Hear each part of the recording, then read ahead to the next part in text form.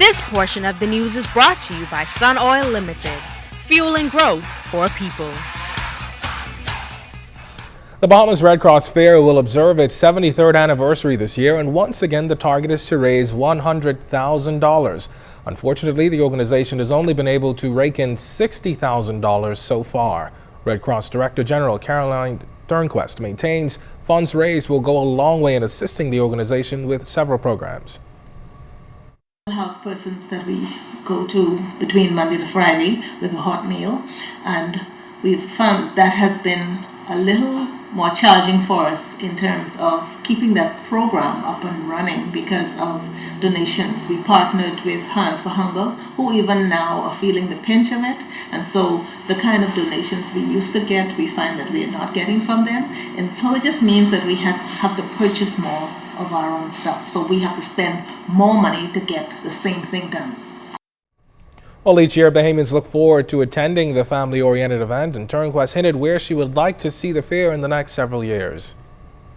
I'd like to see not so much in terms of hard work, because there's a lot of work to put on for those stall holders. I'd like to see some people donating more readily, so that we would not have to go this route in terms of putting this on. It's great fun. It's for the family and for those who come out and spend and enjoy. But when you think of the stall holders and the sacrifice that they have to do, the coordination, the months of planning, sometimes you just wish that there was an easier way.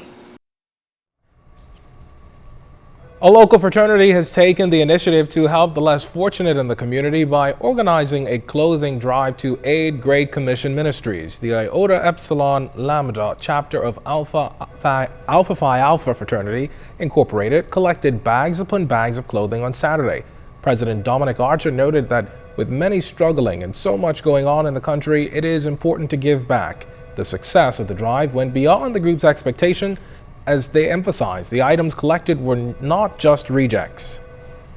Some of the things I've seen here have brand new. They have tags. They still have the tags on them. The prices are still on them.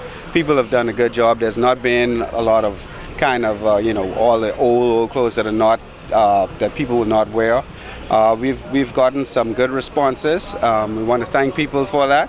And we actually now are thinking about doing this again sometime this year, along with the other service projects that we have. We've been collecting from a lot of persons, a lot of brothers of Phi Alpha, and the community at large. It was a great success. Well, Secretary for Great Commission Ministries, Joan Smith, said there is a great need for clothing in the surrounding inner city community, and the fraternity's aid will allow Great Commission to help so many more people.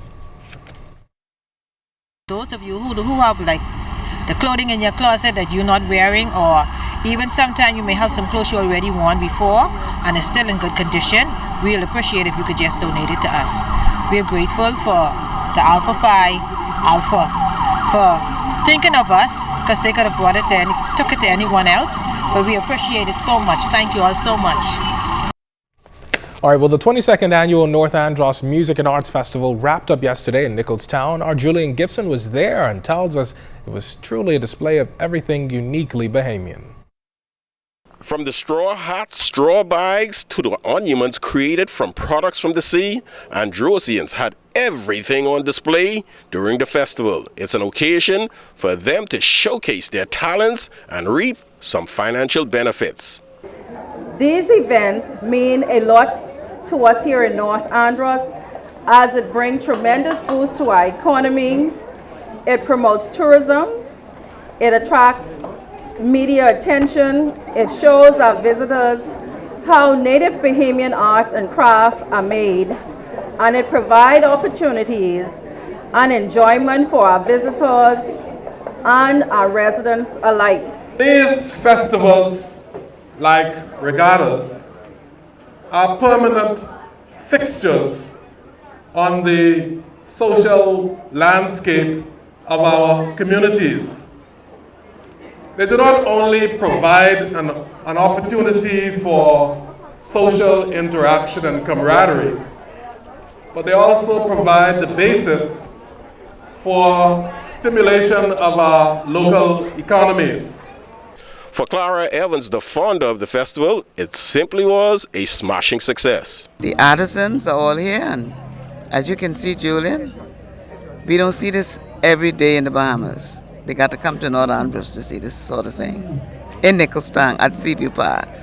Now, one of the major sponsors of the event, businessman Frank Hanna. I'm very, very impressed about the arts, what I noticed on these stalls, particularly the one with the fish. Reporting for the ZNS News Network, I am Julian Gibson. Looks like a lot of fun. Well, that does it for this portion of the news. Stay tuned, though. Sunday Sports is up next with Julian Gibson.